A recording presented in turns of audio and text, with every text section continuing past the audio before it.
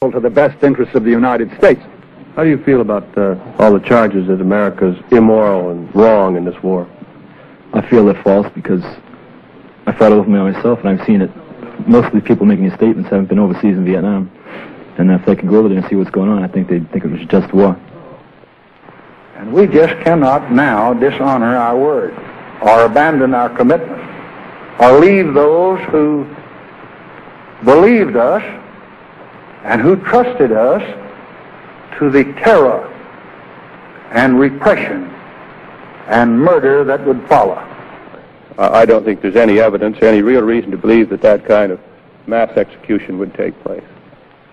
The very fact that practically 2 million of the North Vietnamese fled to South Vietnam to escape the communist regime is an indication that this government did not represent the will of the people. Not only are we bleeding our men, having them die in Vietnam, we are spending at the rate of about $30 billion a year, $2.5 billion a month in Vietnam. Now that's more than we spend on our entire housing program. It's more than we spend on our entire poverty. And this money must be diverted back to our domestic needs, and we must end this feudal war, immoral war. The invasion of any and all outsiders, the French, the Japanese, and now the Americans.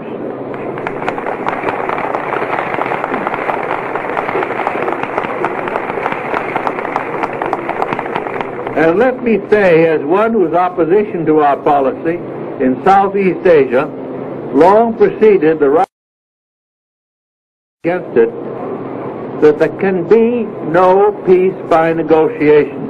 The NLF is part, of course, of South Vietnam, a part that is like an alien body, fed, supplied, supported, and kept up in some state of vigor by a hostile force outside the country, namely in North Vietnam.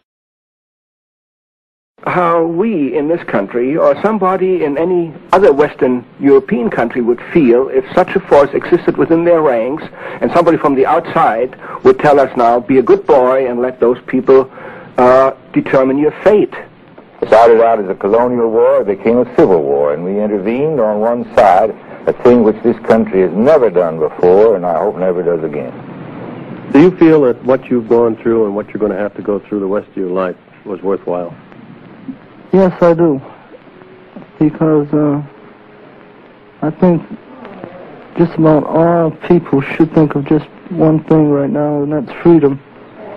And the only way we're going to get freedom is to protect ourselves, whether it's in this country or in other countries that need our help. And I think a lot of people feel the same way as I do.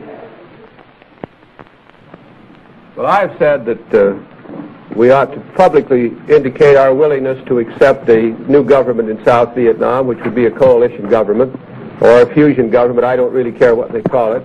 You'd have to include elements of the National Liberation Front, because this is really what the war has been fought about.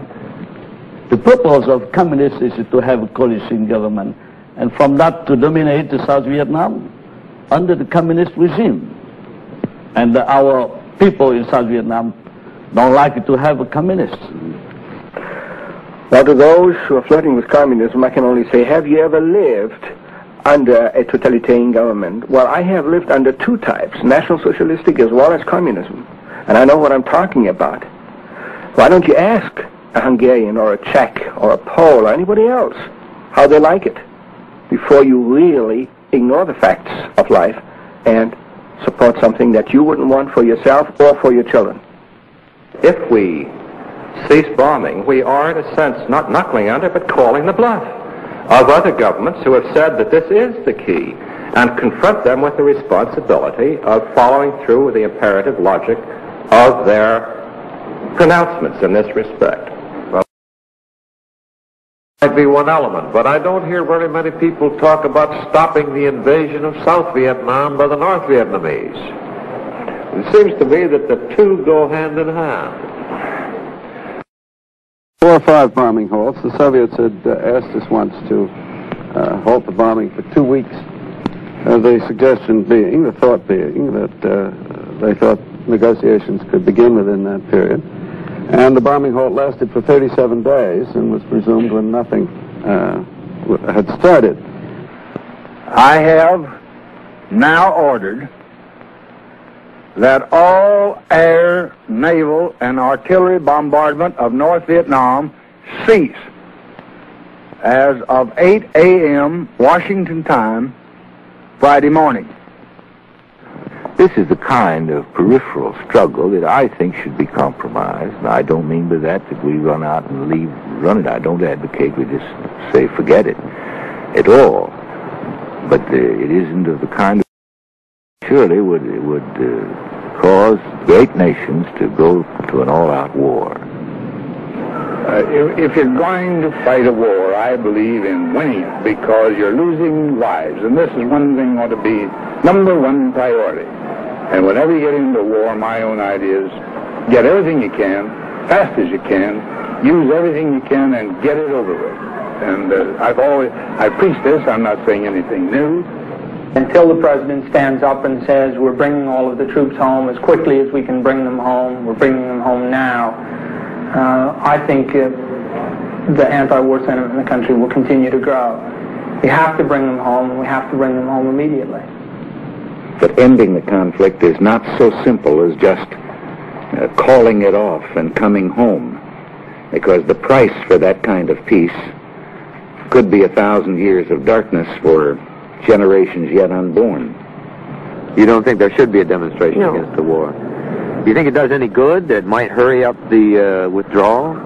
No, I don't think it will hurry up anything. It might delay it. Oh, do you have any children? Yes, I have 3 boys. Any of them old enough to take part? One will be 18 next month. Last spring, Jerry Grossman, a Boston businessman, who is the president of Massachusetts Peace Action Council, suggested that it might be possible to begin to put together an effort across the country to take time away from regular activities and instead devote those days to working against the war. A lot of Americans are against war, but a lot of them that are against it don't really know everything about it, and they half know about it, and they don't really try to understand. They don't know the Vietnamese people, and they don't know the situation between the South and the North. As they know they are not become stronger, but they believe in you become weaker and weaker.